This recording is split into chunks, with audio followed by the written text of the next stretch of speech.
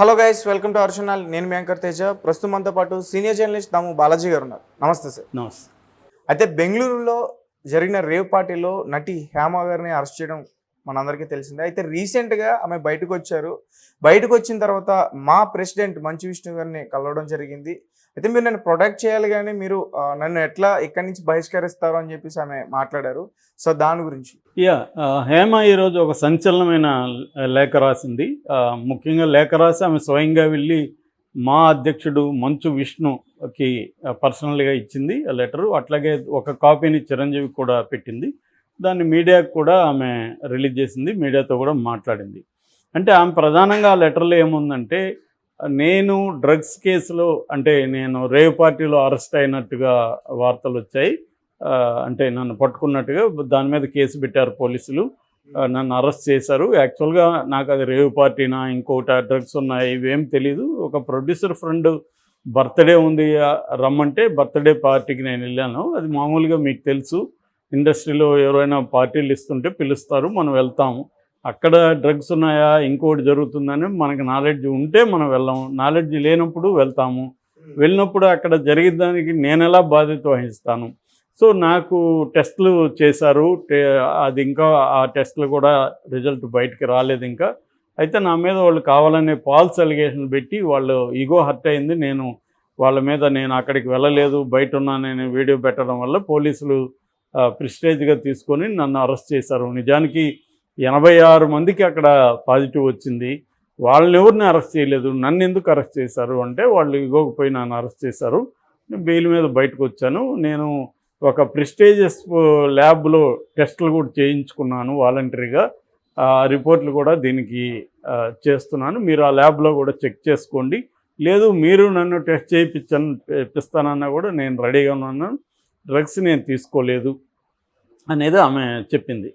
So అదొకటి. రెండవది ఆమె ఏం చెప్పిందంటే, ఇలాగా మీరు మా అసోసియేషన్, మా అంటే ఏమో అర్థం, సినిమా నటీనటులకు సంబంధించిన వెల్ఫేర్ అనేది చూసుకోవడానికి ఉన్న అసోసియేషన్. అది ఏదైనా డైరెక్టర్ అసోసియేషన్ కానీ ప్రొడ్యూసర్ ఇవన్నీ కూడా దేనికి అవి ఆయా విభాగాల్లో పనిచేసే వాళ్ళ వెల్ఫేర్ కానీ వాళ్ళకి సంబంధించిన రైట్స్ కానీ వాటిని ప్రొటెక్ట్ చేయడానికి పెట్టుకున్నవి తప్ప అవి వేరే యాంగిల్లో ఏమీ లేవు అవి.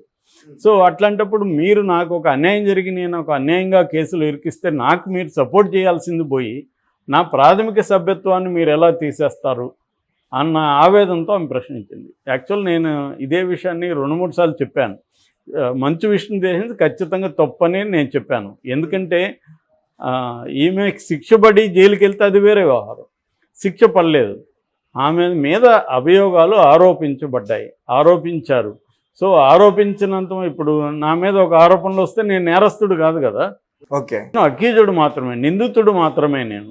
సో నేను అక్యూజుడు కాదు. ఈ తేడా విష్ణు లాంటి వాళ్ళకి తెలియకపోతే ఎలాగా? విష్ణు ఏమన్నాడు, పోలీసులు కానీ చెబితే నేను ఆమెను తీసేస్తానని ఫస్ట్లోనే అనౌన్స్ చేసి, పోలీసులు చెప్తే నువ్వెలా తీసేస్తావు? పోలీసులు చాలామంది మీద ఫాల్స్ కేసులు పెడతారు. సో పోలీసులు పెట్టిన ప్రతి కేసులు నేరస్తులేనా? రేపొద్దున వీళ్ళ మీద పెట్టడానికి గ్యారంటీ ఉంది. ఇంతకుముందు కూడా ఇదే మోహన్ బాబు వాళ్ళ మీద కేసులు లేవా? గతంలో వాళ్ళ బ్రాహ్మణుల మీద అటాక్ చేశారని చెప్పి వీళ్ళ మీద కేసులు లేవా? మరి వీళ్ళు నిందితులు కాదా?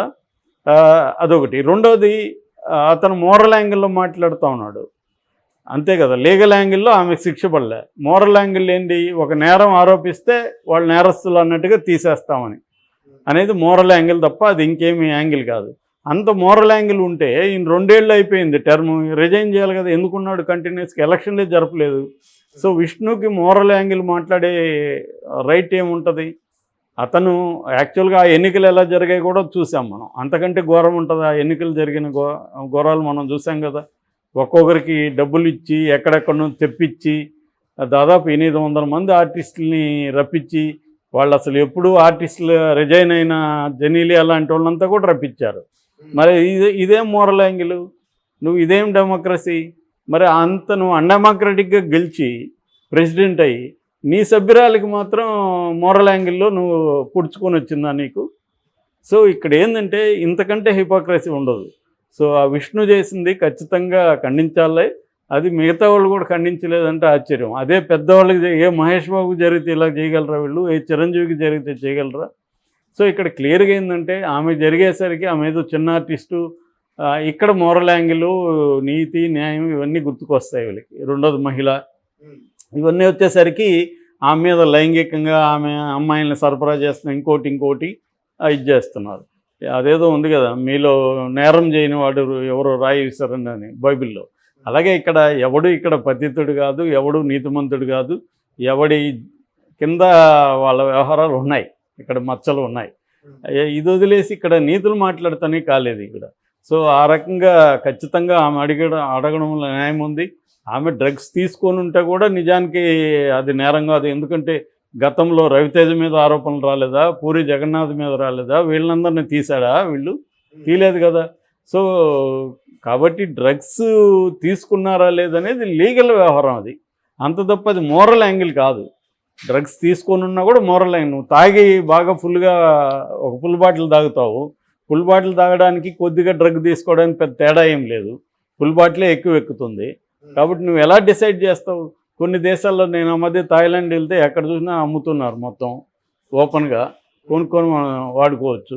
సో కాబట్టి ఇది లీగల్గా మాట్లాడాలి తప్ప మోరల్ యాంగిల్కి వెళ్ళకూడదు.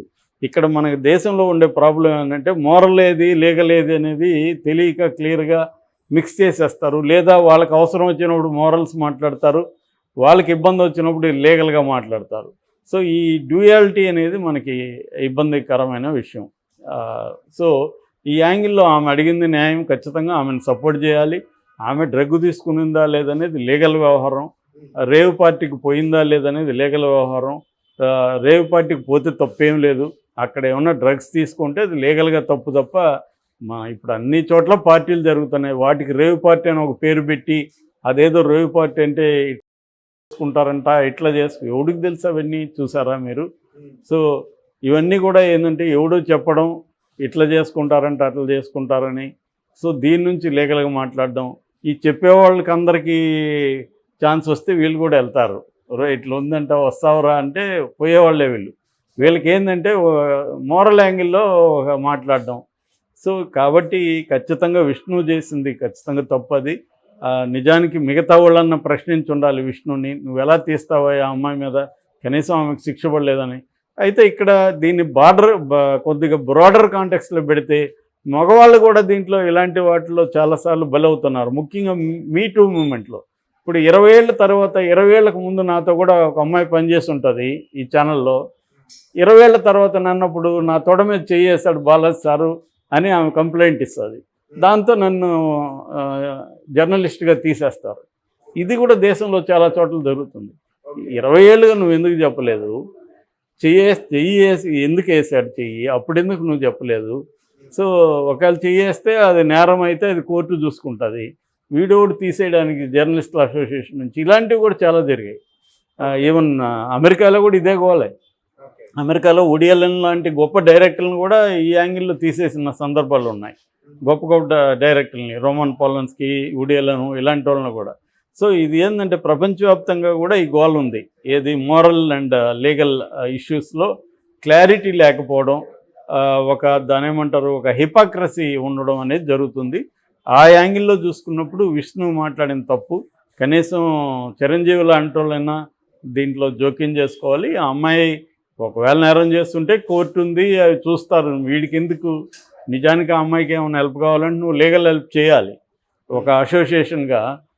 ఇంకెందుకు అసోసియేషన్ ఉండేది, ఇంకెందుకు వీళ్ళు డబ్బులు కట్టేది? సో ఇదే తప్పు గతంలో కూడా మా అసోసియేషను శ్రీరెడ్డి విషయంలో కూడా చేసి, శ్రీరెడ్డి యాక్చువల్గా విక్టిమ్, ఆ అమ్మాయి ఒక దీనికి విక్టిమ్. ఆ విక్టిమ్ అమ్మాయి నాకు అన్యాయం జరిగిందని ఆ అమ్మాయి లేవదీస్తే ఆమెకు సభ్యత్వం రిజెక్ట్ చేస్తారు వీళ్ళు. సో అది అప్పుడు తర్వాత చంపలేసుకున్నారు తప్పని. ఇది కూడా అటువంటిదే. రేపు పొద్దున అమ్మాయి కోర్టుకు వెళ్ళిందంటే కూడా విష్ణుకి వాచిపోతుంది, నువ్వు ఎలా తీస్తావురా అమ్మాయిని అని చెప్పి. కాబట్టి ఎందుకంటే వాళ్ళ బైలాస్ అంతా ఉంటాయి, అదేమీ ఇది కాదు. ఆ బైలాస్లో ఎవరైనా కేసు నీ మీద పెట్టగానే నేరం అట్లా అనుకుంటే మనకు పార్లమెంట్లో మెజారిటీ ఎంపీలు కేసులు ఉన్నాయి, మన సీఎంల మీద ఉన్నాయి. చంద్రబాబు మీద లేదా? చంద్రబాబు జైలుకి వెళ్ళి రాలేదా? అంతకుముందు జగన్ సీఎంగా ఉన్నాడు, ఆయన మీద కేసు లేవా? సో మరి వాళ్ళంతా ఎలాగ ఉన్నారు? వీళ్ళు వెళ్ళి వాళ్ళ దగ్గరికి పోయి చేతులు కట్టుకొని నిలబడుతున్నారుగా మరి వీళ్ళు.